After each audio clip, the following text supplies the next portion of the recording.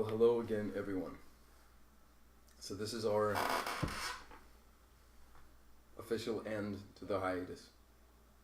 And we apologize to those of you who've been hanging on. We need to tell you that it was absolutely necessary to take this break, to reformulate our approach, to take the time for ourselves, to re-establish the setting, to find a deeper connection to what we're really about. And you may have noticed a change of scenery. We also moved to a different apartment. There was some time necessary to get all the pieces in order before we got this going again. But from both of us, we're very glad to be back on track with this. And yeah, it's honestly like our desire for momentum and our passion for this has not like faded at all. And recently I just got the idea to like put together a good news community on or a good news network on Facebook, and just try to get people that have like-minded like thinking, which we're already finding through this podcast, that people are coming up to us and saying, it's cool that you bring up these topics because I've been looking into these things recently, or I heard about it recently on a different podcast. So it's cool to be able to have things that we can actually kind of fire back and forth with people with, and that's kind of what we're using this Facebook thing for. And it'll kind of give Graham's not on Facebook, so it'll kind of give him a possibility of some way of communicating onto some of his thoughts onto it. And just to try to get like anything that anybody suggests that you think is worth listening to or worth understanding or worth putting out there, we're just trying to get that like together. So basically the bottom line is we just want to collaborate.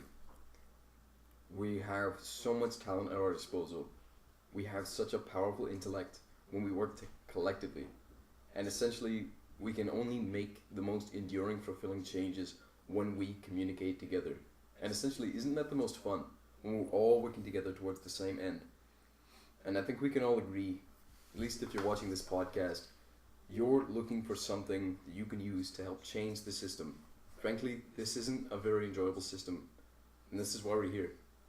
To make it into something better, to make it into something we can use, something that's more fulfilling, something that we can share with everybody. Yeah. So please, we invite you, join us on Facebook and get your voice heard. If there's a cause that you feel is not getting enough attention, bring it to ours and we can share it. Yeah. And honestly, like we've been told by like many people who have, jumped into YouTube as a way of like putting their creativity out there, that if you put material out there, people just want regular material, and that's what we want to offer.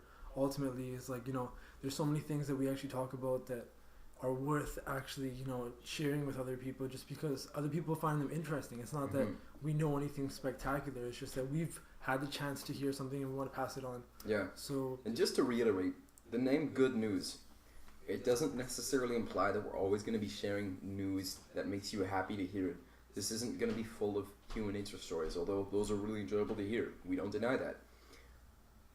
We simply want to give our piece. We want to show what is not being shown in the mainstream media. And there's a hell of a lot that isn't being shown. Part of Good News is information that needs to be heard, but that isn't getting the attention that it deserves. Yeah, and honestly, one thing that we've been really getting into a lot lately, just to look for answers or look for just inner development in some way, some type of progression forward, is like meditation. And yeah, I don't know, it's funny how whenever you bring up the word meditation, you've already split like the group of people that you're talking to, because people are going to see it as something that's kind of a hippie thing that's you'd see people doing in old school religious situations, or just like extremism, and all these images come to your mind. But I mean, we find that with the greatest things in society, there's often like bad media from like these major media outlets, because they want, it's funny when we use the word they, but like these existing bodies, they want you to think the way that you do, like so that you don't step out of your norm, you do things as they're told to you. It's just kind of everything else works in that way, and these certain things aren't necessarily, they don't work with the status quo, and they make you question the status quo. So meditation is one that we've really been trying to understand, and it's all experimentation, honestly, and like we don't claim to know anything about what we're doing, but it's really important to bring up this issue just because it's not getting the attention from the youth as much as it should be.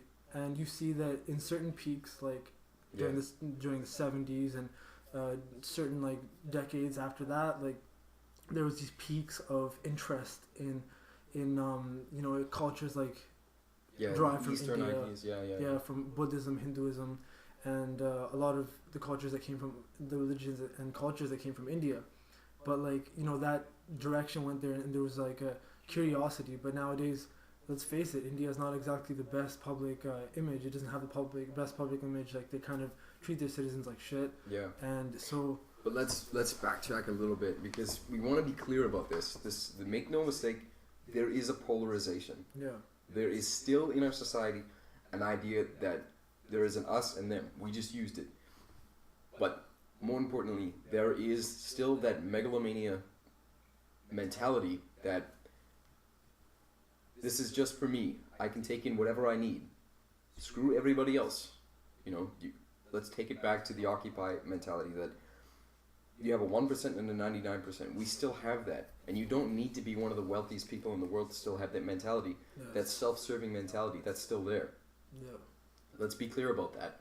And there are people that are making the changes to suit that. But one of the reasons we like to bring up meditation is one of its side effects is obviously humility, but essentially one of the things we're all faced with in our daily lives, you're not in the shot, but is ignorance. We'll be honest, I'm a very ignorant person. I think anybody with some honesty knows that they're ignorant to a very broad array of concepts. So the thing is, like, how do you say it to the average individual? How do you go to them and be like, this is meditation? If somebody hasn't heard of it, if they haven't had any preconceived notions of what it is, or what it's gonna. Well, frankly, it's really broad, and I'll be honest with anybody at all has meditated. Doesn't matter what you do. If you like to work out, if you like to read, just getting into that Zen state of mind. Like it's essentially when your brain is radiating at, or just vibrating at alpha and theta waves. Yeah. When your brain is in that state, it's relaxed. Essentially, and I don't want to get too, Zen on people here, but it's essentially a state when you feel like your thoughts are passing like clouds instead of them feeling like a storm, which is, the norm for a lot of people. It's interesting though, because coming back to the original context in which you're supposed to concentrate on nothingness and get your mind into the state where you have nothing. But it doesn't even necessarily need to be that. Yeah. See, like a lot of people, you're right. It does have that image that you sit cross-legged, either in the lotus position or not otherwise. necessarily that. I'm just Different saying is that, like this. Even if you're going about your day, you're trying to get to that state of mind where it's just a blank slate. Yeah. Right? That's what you're trying to do ultimately, right? And if like certain times you're looking for an answer to a question, or you're directing your thoughts towards something specific, you might be thinking about that during your meditation, but ultimately to get to that thing, it's all about that. You might say though that it doesn't necessarily have to do with the 0 point. It has to do with whatever you want it to be, essentially. It's essentially just bringing your body, your mind, and for those of you who subscribe to it, your spirit into a state of harmony. A state where you can achieve via thought, via deed, or spoken word what you wish to achieve. That's essentially what it allows you to do. Now, I for one personally use it for a variety of reasons. Like I mentioned earlier, it's to tackle my own ignorance, which I know there is a great deal of. For me, one of my mantras is know what you what you don't know, and do your best to know what you don't know that you don't know. That's a mouthful, man. That's did you just freestyle that right there? No, it's interesting that you're talking about mantras, because I was thinking about this recently.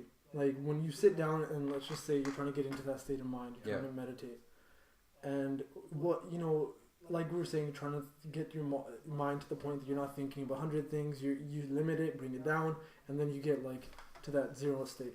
But I find a lot of the times that certain things will start to spike in your thoughts when you're trying to think about nothing.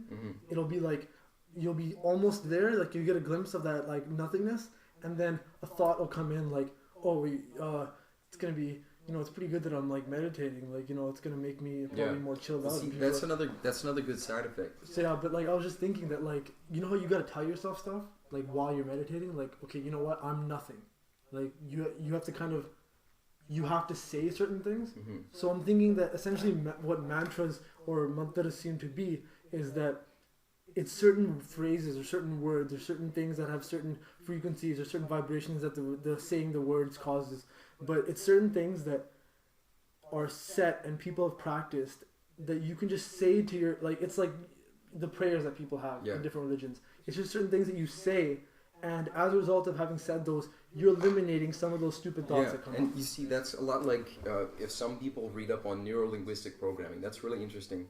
You might use, for example, if some people find themselves in a really happy state, if they want to cement that, they'll make an interesting hand symbol. I don't know. You might. I don't want to get stank here, but if you do this, somebody's gonna clip that right now. They're gonna clip that little image from that as you doing that symbol. Yeah. And down the road, when we're just probably that'll come back and hit me. It's gonna come back.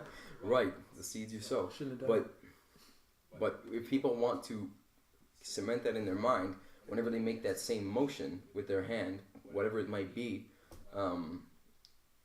they've linguistically and figuratively, or with the motion of the hand, program that sensation. Yeah. So that's essentially what you might be doing in meditation too, with using mantras.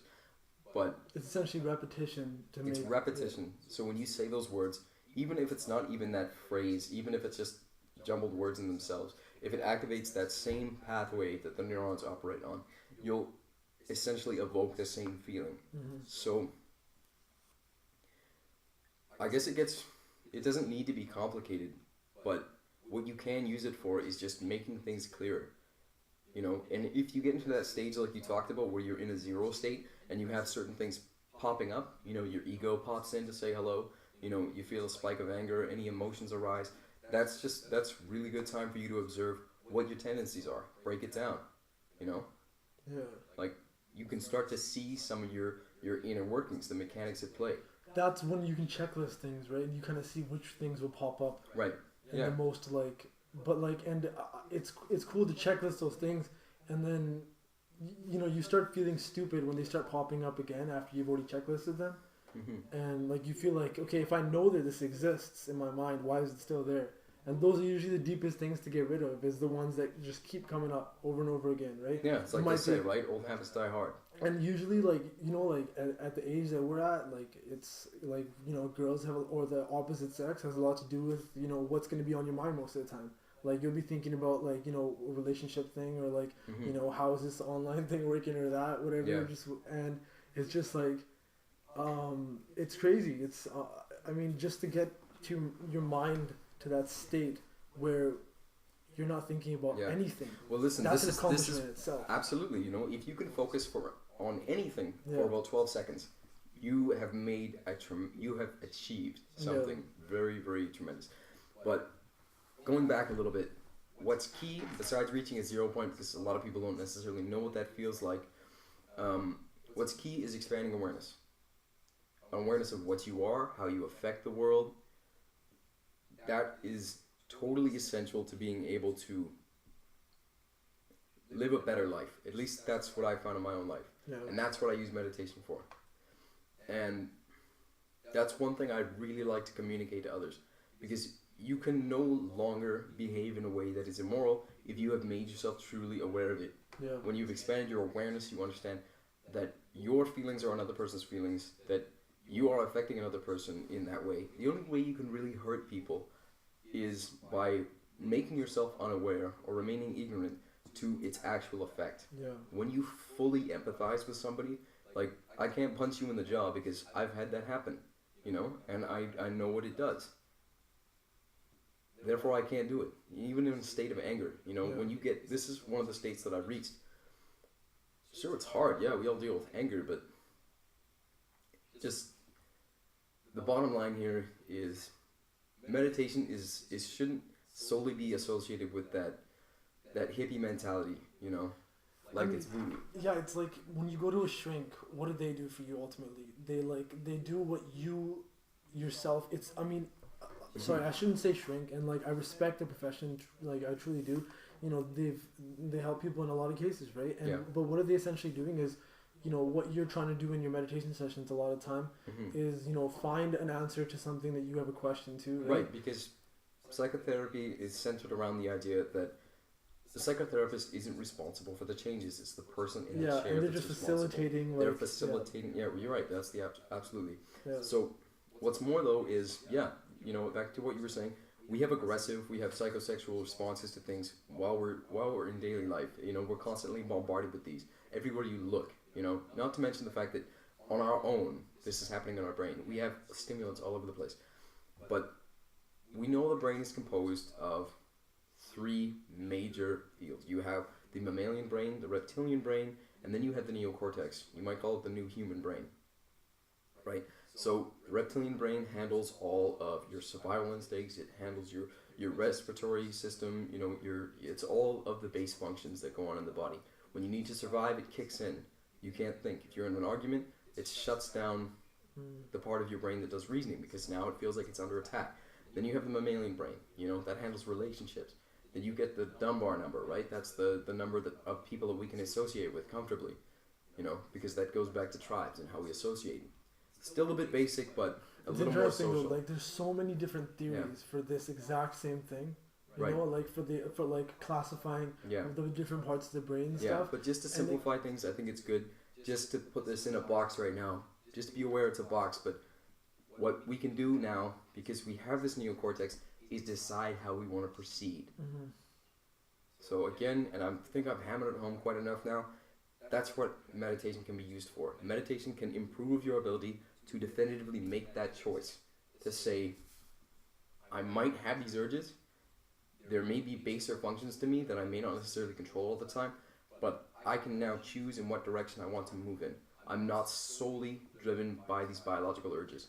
I think the problem is that when people present meditation, though, they say it in such mystical wording, like it will present your true self from within, right? Like people will say certain things like that. It doesn't necessarily, you may not understand what somebody means when they're saying that, but what they're, you know, it comes forth, you know, things that we're just talking about now, that it's basically, you are more aware of what's going on inside your head if you're shutting everything else out, right? All the other things. So you're aware of that. And if you give it more simplified wording, you give it something that's tangible for people, they might actually be more attracted to the idea of meditation.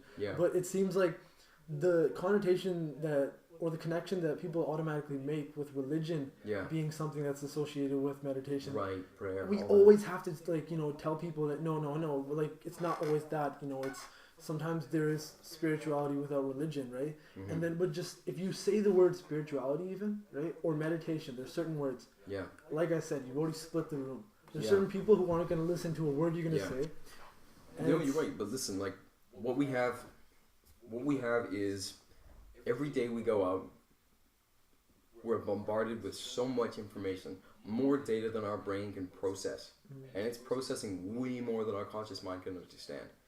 You know, our brain gives us like a tiny percentage of the things that we encounter in a day that we decide are relevant to us.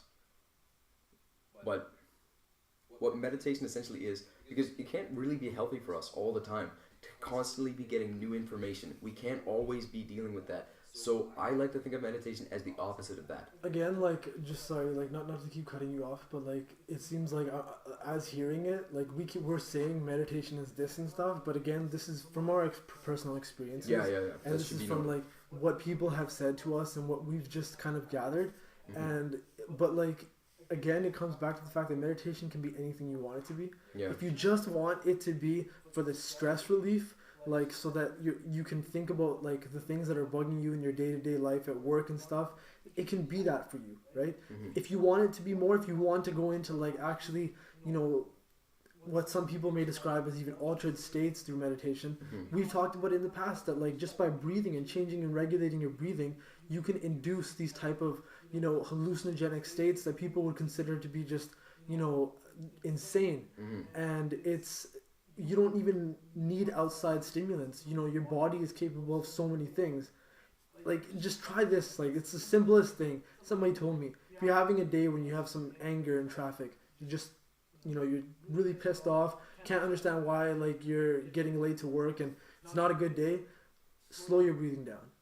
Get it to where like you're inhaling for like 40 seconds and then you're exhaling for 40 seconds. Try to slow it down to like 45 or 50. Slow it down as much as you can, right? And you'll see that within 2 to 3 minutes, right? You want like direct feedback. You want direct, response. Within 2 to 3 minutes, you'll feel a significant change. This stuff is all in, different types of yoga that talk about just the stress on breathing and how important breathing is in just your day-to-day practices. It seems like such a basic thing and it's autonomic, like your body does it all on its own, but at the same time, if you regulate it, you can get a response from it. Like you can very significantly change it. Yeah. Just by doing a basic thing. You can be aware at the same time that what you're feeling might be the result of you taking your mind off that. Yeah. I encourage people, be aware of that fact, because you'll find that regardless, you're getting an effect. And in my personal experience, even if I'm aware of the fact that I'm taking my mind off the present situation to focus on my breathing, there's still a far more beneficial effect, and it goes far deeper than just distraction. Yeah. It gives you a moment of repose where you can understand what's happening. Your brain can activate again. But a lot of people, I mean, you might have heard it called this, but just to hammer the final nail in, because I don't think we should talk about meditation, I don't think we need to like really hit it that much, but some people refer to it as conscious sleep. What you're doing when you're sleeping is your body's repairing itself, your brain is taking a moment to get everything back in order. We sleep, it's absolutely necessary for our bodies to sleep to repair itself, to get itself back on track. So you can consciously do that with your awareness. That's what some people refer to meditation as, if you want another definition. Yeah. But again, like the biggest thing that we can hammer home again is just go out and experiment with it. People say that before they tried a float tank, they never knew that, certain parts of their consciousness could be explored because they didn't know that. Yeah. That forget about knowing the vessel that actually allows you to explore it. They didn't know the ocean existed, right? So it's like, to a lot of people, it is a surprise. And we're just saying that we've seen sometimes you got to look at how people in society, because people in society aren't happy. You got to look at the way society is going. People are depressed. How is that possible when in Africa, like somebody's literally worrying about their next meal, where they're going to get clean water from, which is not going to be like most of the time, you're still going to be getting some of the worst pollutants you can imagine. But like these people are worrying about that, and we're worrying about, we're sitting in a comfortable house. We have all of these luxuries and we're still depressed. Our society is still not working, right? So you have to look at what the opposite of what the current society is telling you. Nowadays, people say, if you have problems and stuff, take pills. And what does that do? It just puts the things back into the corner. You forget about these things. You kind of get this, state of mind where you're not really thinking about it too much. And it deceives you into thinking that you're fine for a bit. And then all those things are just being put into a corner. Now, what is the opposite of that? This meditation, these things where you explore your consciousness and you explore what is going on in your mind, what's actually in there. That is actually bringing up every single day. You're bringing up the same things. That so it's the opposite. You're stirring up the ashes and making the fire go again, whereas they're telling you to dose it with water, right? And it's like one thing I want to make clear in addition to that is some people feel like they're not worth this. They don't feel like they're worthy of actually addressing these things and bringing them out. I think, who am I to express my problems in this way? Who am I to go in and do this? Ultimately, our goal is to live in the best way possible, to be able to relate with people, to be comfortable in our environment, and to enjoy everything. And the only way we can do that is to get what we need individually. You're going to be no good to anybody if you give what you don't have. That's speaking from personal experience. You burn yourself out. You're ultimately a burden to people around you at that point. Because everybody's caught in that same cycle. So it's the best thing for you and everybody else to take stock of what you're doing and to really recognize that you're worth it. You can totally change your environment. You can realize the most unbelievable life, the happiest you can imagine it. If you guys ever, like, I highly recommend Bo Burnham's stand-up. Not only is he just the funniest guy, but he is so bloody intelligent. Wicked. I can't pump that guy enough. But he's 21 years old. 22 years old, yeah. Crazy. But one of the things he says in one of his songs is called God's Perspective. Really recommend just YouTubing that alone, God's Perspective. Is he says, if we can imagine peace on earth, like, isn't just the thought of it worth a try? Yeah. Right? And so many people have echoed this. Yeah. Some people are screaming John Lennon at the screen right now because I haven't mentioned that. Yeah. You know, Bob Marley. There are so many. But even the idea, if we can conceive of it, you know, we conceived of flying a rocket to the moon. We conceived of building the Sydney Harbour Bridge. I'm Australian now, I'm pumping that, whatever. Just as soon as we imagine it, we can do it. I know that sounds trite. I know people get upset because it sounds like the same old thing repeated over and over and over again. But think about it. What else are we going to do on this planet? Are we just going to live these lives where we stick to getting our petty needs met? Or are we going to try to get to something beyond it? You know, to actually just imagine it. Imagine being able to go out on the street and being able to say hello and to feel comfortable with everybody you see. Everybody. To go into a store and not have to pay for anything. Because you're contributing to society. Your needs are automatically met. Yeah. No, but I mean, like, it's funny how the idea of communism is villainized, right? And we're not saying that we believe that communism as a, you know, an economic system or a system should be, like, instituted. But the idea of sharing with the world, because we've found that there is enough food to feed everybody in the world. Yeah.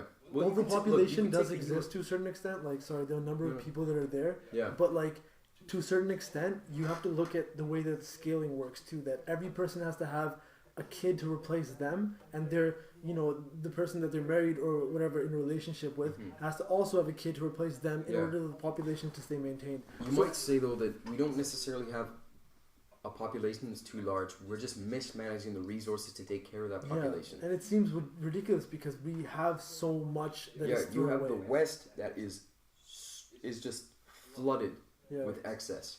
And you have what we call the third world that's scraping by. If half of what the U.S. had was given to the third world countries, you'd see a balancing. You'd see that even out. But even then, there's more work to be done. But it's just important to recognize that. You know, to recognize that. Sorry? You were saying about, like, about how all these artists that sing about these, like, revolutionary ideas, how they all resonate, right? Yeah. It's ironic though because they sung in the 70s, the 80s, some of them the 40s. These messages and beyond that, man, it's timeless. But why is it timeless? That's the thing we need to ask ourselves.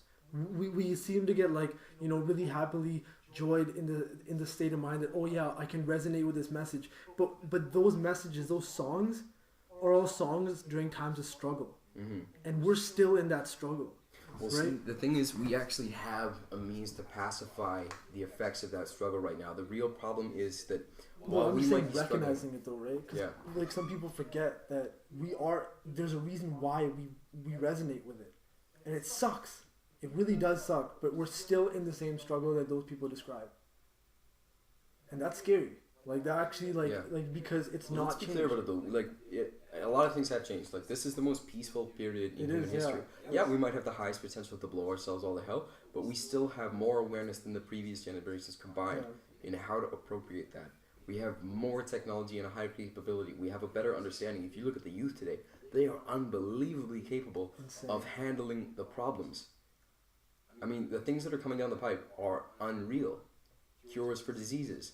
Technologies. You can use a straw now you can drink out of almost any source that you can find, and it's clean using this straw technology, right? Like, there are literal, like, we have everything that we need. It may need to be recombined, it may need to be reconfigured to specific purposes, but we already have everything in place that we need. And it's a crazy idea to, like, conceive, but we put so much effort into wartime thing. Yeah, just look at the U.S. wartime budget. If you took even one tank, better, one of the jet fighters or drones within the U.S. Army, within their arsenal, and you were to spend that on education,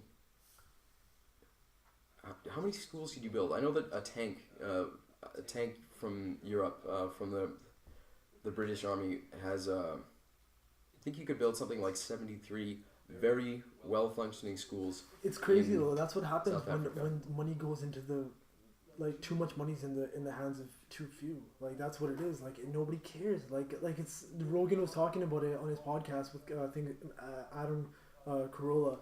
Just the fact that, like, suppose you're a salesman, you have a car and you're supposed to sell it for 12,000. You sell it to an old couple for 15,000. That guy goes home, right? That salesman, he doesn't feel like he did something bad because he just kind of worked the system. Now, on a large scale, when these people have trillions of dollars, like $13 trillion or something in North America, I don't know how much it is, right?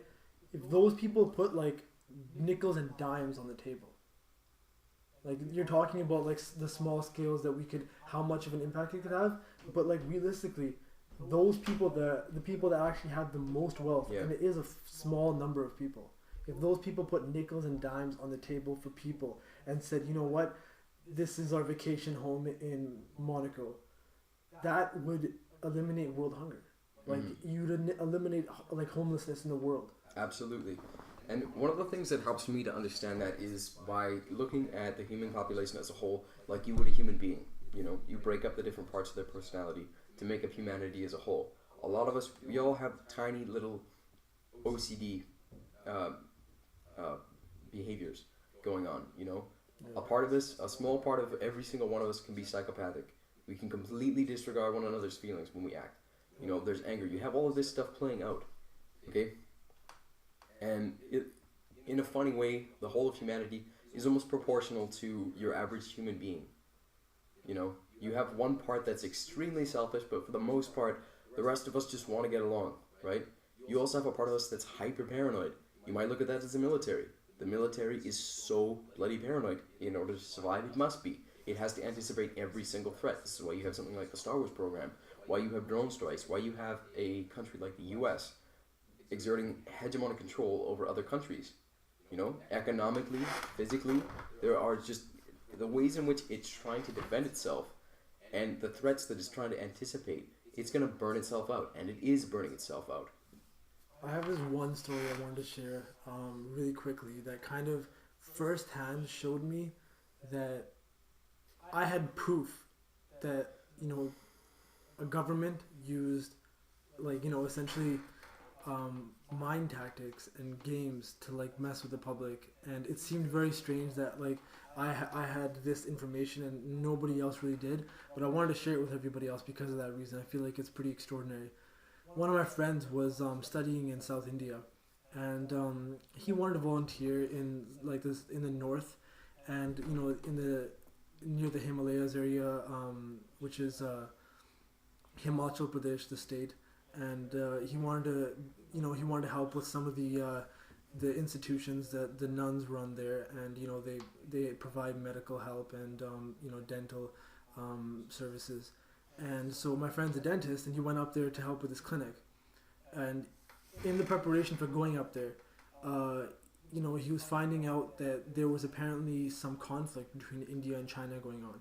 And the official news reports were that Chinese soldiers had crossed into the Indian territory and across state borders, and had essentially set up some type of base or some type of airport to try to set up an attack against India. So this was a major threat for India.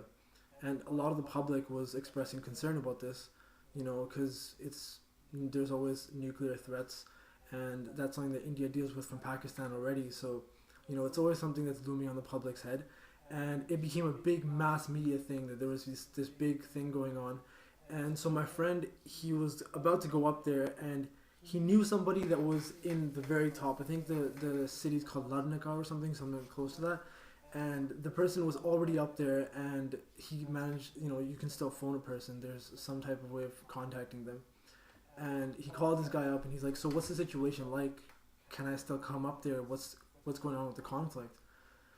And the guy told him that he's like, no, there's nothing going on here. Just come up here. You'll see yourself. There's nothing. So they went up there and they found out that what had actually happened was that a small group of Chinese soldiers had accidentally wandered across the border, and it had gotten too cold because it's like freezing temperatures up there, and once it starts snowing, you're in some pretty bad conditions. And so they set up a camp for the night, and then packed up their stuff, and then they went back. That was the situation. The Indian government blew that up to become this whole different issue.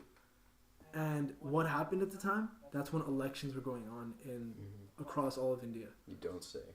And it was few people will ever actually know this because nobody really had access to somebody that was in that area. There isn't many people up there. And just by chance, the way that this worked out, you managed to find the fact that it was deception. That's India has been using that all the time, but you see that all the time, and people say this whole Rob Ford situation, why is it being blown out of proportion so much? I understand that what he did, it's pretty like irresponsible, doing something like crack cocaine and then being caught with it, and saying no, then saying all the outrageous statements that he did, being caught like inebriated on cameras. So he made a lot of mistakes, but the fact that so much media attention was poured onto him made a lot of people suspicious. And I'm asking the question of like what's going on here? And before like I found out about that situation that happened in India, I may not have asked that question. But honestly, like it does evoke a certain amount of, let's say, paranoia for sake of the naysayers or whatever, right? But it's it invokes a curiosity as to what exactly is going on, and why are we being like deceived by the people that we think are supposed to be having our ultimate good in their interests, right? So that was an interesting story that I just felt that people had to hear. Yeah, it's funny that you say that, because just the other day I was reading that during 9/11, what was initially reported in the UK, and this is a bit of a tangent here, initially the UK press reported that the entire eastern seaboard of the US was destroyed in a terrorist attack. So you can see how quickly things can get blown out of proportion. And I think it's so important to almost eliminate like what we get in terms of mainstream news now, because a lot of the whole reason we started this podcast is because we got sick and tired of seeing nothing but stories of death, of theft, of rape, of destruction.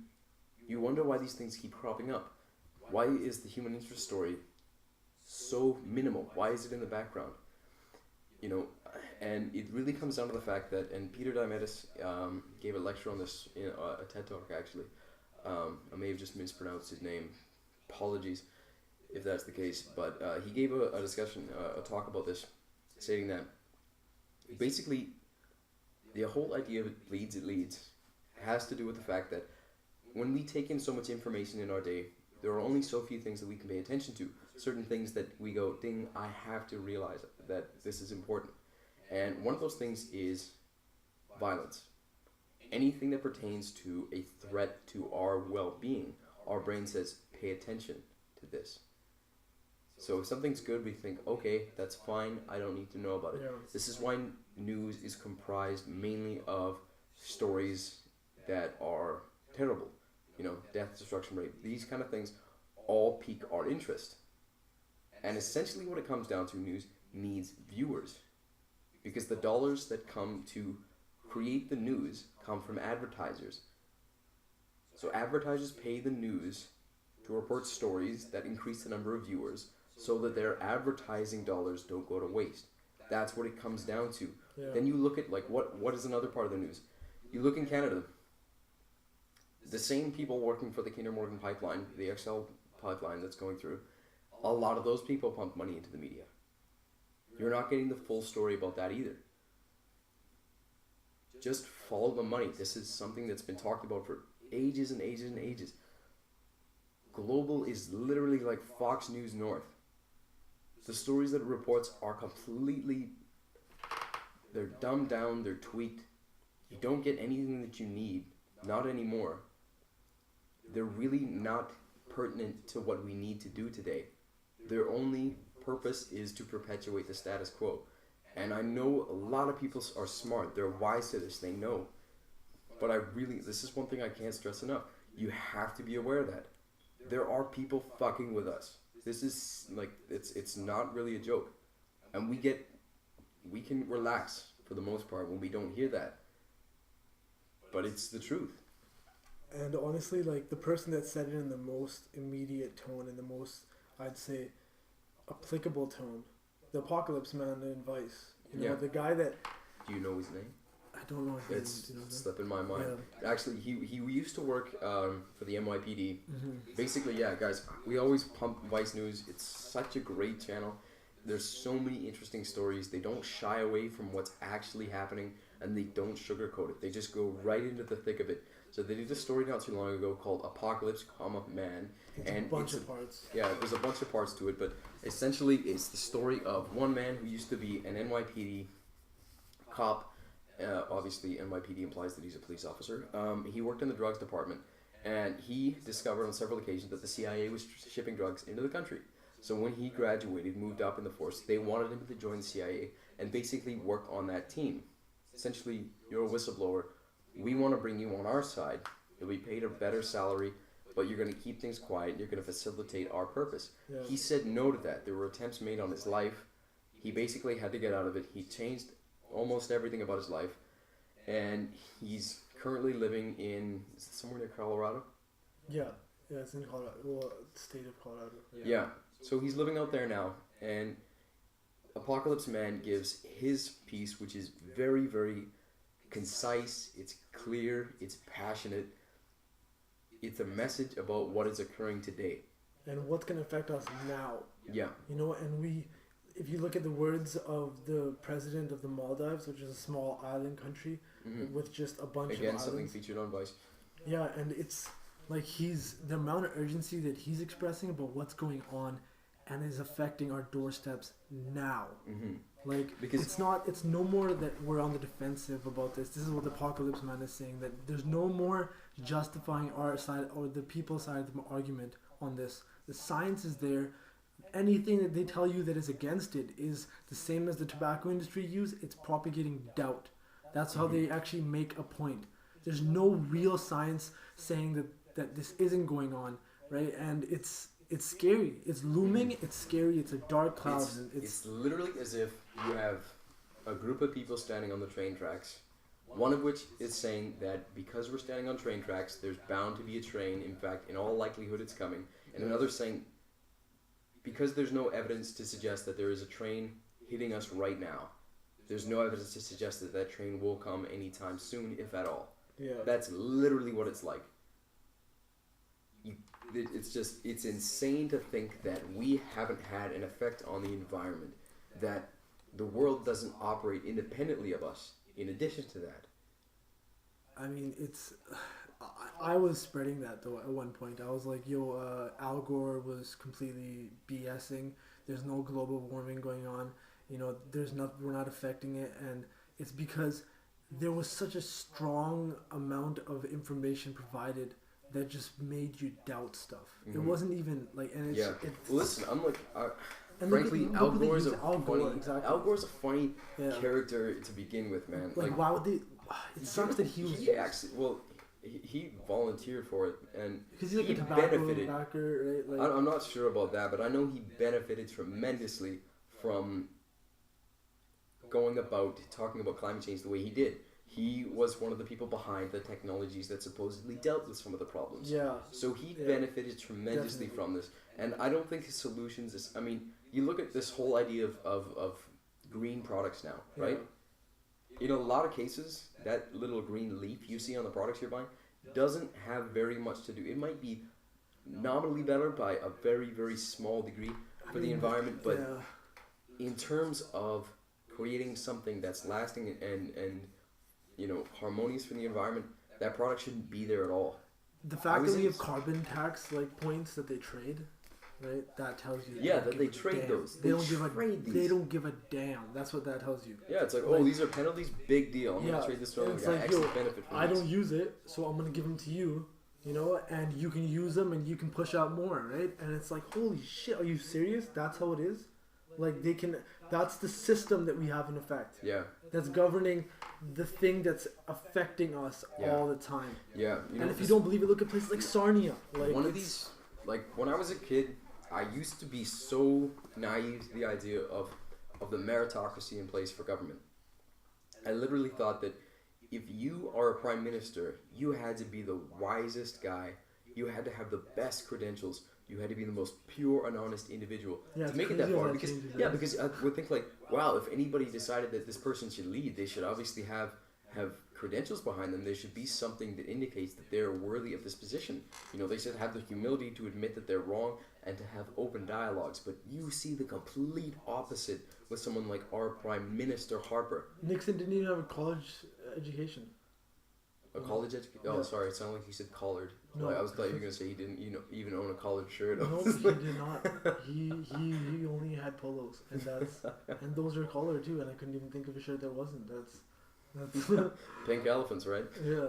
No, but that's like it shows you that you can get in there with just enough influence and the right people. Look, man, like security. I mean, sorry, conspiracy nuts are gonna love this, but. You look at the Skull and Bone Society, you look at like Yale University, right? Yeah. There are so many qualified people for these positions, for this very manipulated, watered down system of government we have. And I say, yeah, we have it because the US and Canada are so in bed with each other, it's not funny. Yeah. But listen, like you have qualified people from all over the country, but most of the people installed in government in the US in the top positions come from Yale University. Yeah. Come from the Skull and Bone Society. Well, I mean, like, just to clarify, we're not saying what goes on in the society. We're trying to keep it to, like, as much as we can to the facts. There's a little bit... Look, like, please, go look at the information. Go see where the links occur. They have a place called the Temple. Yeah. You know, the Skull and Bones Temple. It has their emblem on the outside. It's on school property. It's, like, near, like, the Just, schools. like, I don't need to say much more than George Bush. I'm talking about Junior. Yeah, and I mean both of them. Are you kidding me? Both of them have been, the whole about how he got in and stuff. It's disgusting. It's not so that like he's just the most unqualified human being to like rationally, and a lot of U.S. citizens recognize this. You see his inauguration. You see how many eggs pelted the limo that he was driving up in to get sworn in. Yeah, like that. People knew. That's not like they know it's crazy that it's not supposed to be that way, but. You know it's rigged when somebody that thinks that all imports come from overseas. You know, like, what is that what he said? I think all of our imports come from overseas. Sarah Palin, man, the shit that she's been saying lately, oh my god. Lately, that was kind of a while ago, but dude, like... No, even now, she's saying stuff, like she's still being... She said that the Malaysia flight, this is like, officially, she said that maybe, right, in a statement, it flew to heaven. It got lost, and it just flew straight to heaven. and she was like, you know what? People they don't like hearing the God side of this argument, but you know what? People sometimes, they don't know the transition actually happened. That's right. Yeah, some she's people like, just maybe fly they're to just heaven. in heaven. Yep. And Sarah Palin, planes parked right up there in front of St. Peter. I was like, is this Tina Fey? What the fuck is going on, right? And it was hilarious because these people are... Dude, you could actually put that onto a Saturday Night Live sketch and you would have... It would fit in seamlessly. That's why I was questioning it. I was like, is this a joke? But I don't know. She's wacko, but it just... Well, I don't agree with a lot of her ideas, but I don't believe in writing off people altogether because everybody has potential to turn around. She said that Russia's gonna occupy Ukraine, eh? Yeah, like I'm not gonna lie, man. She has some really, really far out ideas. No, but she knew the same could be said of me. But she predicted it. Really? She predicted that Russia was gonna occupy Ukraine. Yeah, but I mean, a lot of people said like Korea was gonna blow up half the planet. You know what I mean? Really, I know, but that was weird. Like, there's all kinds of potentials for these things. You know what? Maybe and I don't know this for sure, but maybe Palin sat in on a meeting and heard this and. Just thought to like spit it out one day. I don't know. It was a Bilderberg coffee, and they were at Starbucks. They rented out the whole Starbucks. Yeah. Right, and all the people serving coffee were FBI agents that were also kind of True. like, That's right. they also were kind of hip though, and they knew how to talk to the people. So it was a select group. Yeah, it's very open and candid Bilderberg meeting. But yeah, we're getting really into conspiracies here, and it's pretty good. But you know what? here. Like, I think that's okay. Like, please, like, immerse yourselves in them. You think they're bullshit? Go for it. Just question anything. That's the thing, right? Yeah. Joe Rogan, like, gotta stop pumping this guy every time, but he always says he's like his TV show that he made which is complete shit. Like, to be honest, it was the worst cut. Like, it was such an attention grabbing like show. It was really badly done, and I wish he hadn't done it. But he called it Joe Rogan Questions Everything because that's what he aims to do his whole life, is just question stuff. And it doesn't make you a kook to question it. If you make theories, sometimes that might get you like a little bit of a classification. But if you just question things, that's your own like prerogative, yo. Yeah. So Yeah, like, what harm can be done if you want to know? Yeah, seriously, if you want to know anything, if you try hard enough, if you're that willing to have an answer, you'll find it. yeah, What's wrong with wanting answers as opposed to living in ignorance? You know what I mean? Like, I used to think like it was just that there were people that for a while I envied people that were blissfully ignorant, because there is a point where you can become unhappily aware of so much. Let's not lie about that. That's true. You can get to a point where you know too much. all of our friends say that though. Yeah. They're like it fucking sucks that we know what's going on. Yeah. Right? And I mean, like, that's the first stage to making it better. Yeah. That you're gonna feel like The weight shit of for not things. being able to affect things. This is one of the reasons why we have this podcast right now, why we came back. Our conscience won't allow us to do anything otherwise. You know what I mean? Like, I'm not the type of person to wear one of those The End of Znai placards around my chest and stand in, I don't know, Vancouver Art Gallery. That's not the way I'm gonna do it. Yeah. What I can do, though, is reach out via social media to people like me, to people that share the same interests as me, that are looking for answers. I'm not saying I have them. I'm saying I'm in the same boat. I'm saying I'm looking for answers. Yeah. I'm looking for answers, and I'm angry. And I know if you're watching this, you are too. Because we're getting the raw end of a deal. I'm mad as hell, and I'm not taking it anymore. Right? Close. I'm not going to take it anymore. Yeah. But yeah, that's right. That's the commitment we've made. That's what I've made for myself. Right? We deserve better than this. And I'm not saying somebody's going to serve it to me. I'm going to serve it to myself, and I'm going to serve it to everybody around me. And when I say it, I'm going to serve knowledge to the best of my ability. More than that, I'm going to do my best to support and spread wisdom. I don't claim to be a smart guy or even a wise person. But you can receive wisdom with one hand and send it off. To Right, another I'll person, do my right? best. Like, if somebody like offers you some wisdom, we're not saying that we're the ones that are actually like, thinking of it and shooting it out to people. It's just like, okay, it comes here, and like we're like, but while it's fresh in our minds, we want to like pass it off, right? Right. And that's really all it is. So like, Yeah, because this is in our best interest, right? His well-being is my well-being. Your well-being is my well-being. It's in my best interest to make sure that everybody has everything that they need, so that we can stop chipping off of each other, so we can stop feeling like we don't have enough in every area of our life, so we can actually look at life and say, I want to create something beautiful. I want to be able to go outside and feel like I can relate to everybody. And I want to feel like I can raise my kids in a world where it's peaceful, where they're going to be able to reach their full potential, instead of having to grow up in a world where they just have to deal with our problems that they inherited. I mean, think about these things. We can do them. And for all this pent-up rage that we feel, there is a direction for it. It's at the things that are preventing us. And to a degree, we owe it to ourselves in some cases. Because a lot of us have willingly agreed to go along with this. We've acted complicitly in the face of injustice. So there is a degree of anger due for us as it's all well. the Stockholm syndrome shit, right? And Yeah. it's like, once we actually see what our situation is, and we're aware of just how much we're being beaten, Yeah. then I think Yeah. You know, and we're moving in that direction. If you look at the fact that how many people are starting to open up, and slowly but surely.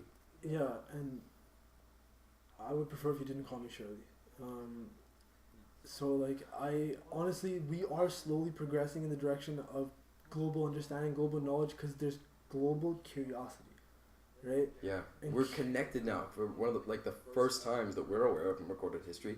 Yeah, we had boats and pigeon carriers and whatever, but now we can do this almost instantaneously around the world. There's still blockages to information. Research the TPP. That's not going away until we actually decide that it needs to.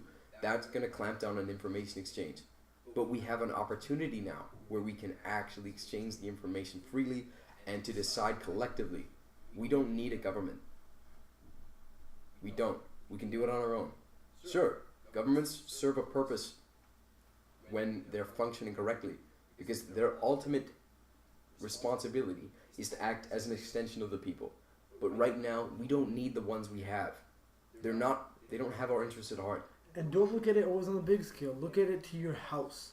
Yeah. Do you feel like everything that is working in your house is working to your advantageous direction? Or do you feel like there's something that you're being screwed out of, you're being, given the smaller pile, you're being given something like that is not what you're feeling your life is TV might be one of those things. Yeah, so that's what it is. You just need to go to your, think about your house first. We're back to meditation. Yeah, and I mean, honestly, just recognize where you are, what's happening to you, and I mean, that's all we ask. And if you can use things like meditation, if you can use things that are like float tanks that give you a different perspective. Yeah, there's one stipulation I wanted to make, or a correction. I think we should call them sensory deprivation tanks, because that's the real purpose. Yeah, we have things in the ocean called flotation tanks. That's their purpose, and it kind of implies that sensory deprivation can't really get, or sense depth if we want to make it short. Yeah.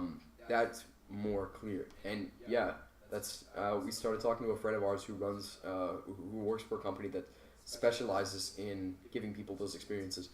Those are tremendous. Those are amazing for people that don't want to use psychedelics or anything. They're not psychonauts traditionally. Use a sensory deprivation tank. You get to see the inner workings of your mind, because what comes up is essentially a part of you, and it's something that is prominent within your mind, and you can deal with it. And more than that, you can see some of the best aspects of yourself through this. You don't believe me? Try it. And honestly, we have been just in the last couple of months just going out and talking to people about what our goals are with this podcast, or what our goals are with our lives and our ambitions and our... More than that, just trying to understand other people's perspectives. And just the only thing that people have been relaying to us is that they want to be a part of, the things that we are, aspiring to get into, whether it's throwing seeds and seed bombing places, or just the fact just to be clear about that, that's just going around and spreading local seeds that are conducive to the environment, that flower that bees can use, that and obviously every other part of the population thrives because human beings require fruit, that birds require bees. I don't know. You can go nuts with this, but that's what seed bombing is. So I mean, don't think terrorist. Yeah, if we just all those things, and we have a friend who's a cafe owner in Abbotsford, and he recently said that he wants to help out and he wants to set up a venue for us to do podcasts and stuff, and it's just we're so happy to just be able to talk to people about the possibilities behind this stuff, because we just want to talk and let people talk, and just the truth is that if you actually just hear people talking about the things that they feel are important to them, most of the times you'll relate, because we're a lot more similar than you think, right? 60% of our DNA is the same as a banana, right? And I thought it was more than that. It's something and then the fruit fly shares 40% of the DNA, same as human. Yeah. It's all of that stuff is coming back to the fact that we are all alike, right? And we will all feel like we relate to each other. I think it was the same, but that's what it is. That's what we ultimately want. We just want people to fully recognize that. What is a human being? A human being is a collection of cells that are working together towards a common end. Yeah. So what can a society be that is functioning correctly? That is essentially an organism in itself. It's all human beings working together towards a common end. That's an organism. Some people have referred to it as a social memory complex. But I digress. essentially that's the goal. That's the ideal life, right? And if we're way off, please tell us. Let's just get the dialogue going, guys. Like, we want a better life as badly as you guys do, and the only way we're gonna get it is if we start talking about it. We turn off the news. We try to eliminate any unnecessary bullshit in our lives. We actually sit in silence and make peace with our own traumas, come to terms, forgive, forget, grow, prosper, come together, and construct something we all want collectively. Yeah, and I mean, I think that's a good place to go out. Yeah. We're gonna try to put them out as much as we can. Again, our schedules are always kind of fluctuating, but I think tomorrow with the talk that's gonna happen, do you guys maybe want to ask Yeah, them? we can always run it by them. Bottom line, we apologize for the absence. I have to reiterate, it was absolutely necessary for us to reach the state that we're in now. We needed to take care of our personal affairs. We're sorry that we weren't speaking with you guys as much as we could have been. But that changes now. Thank you so much for watching.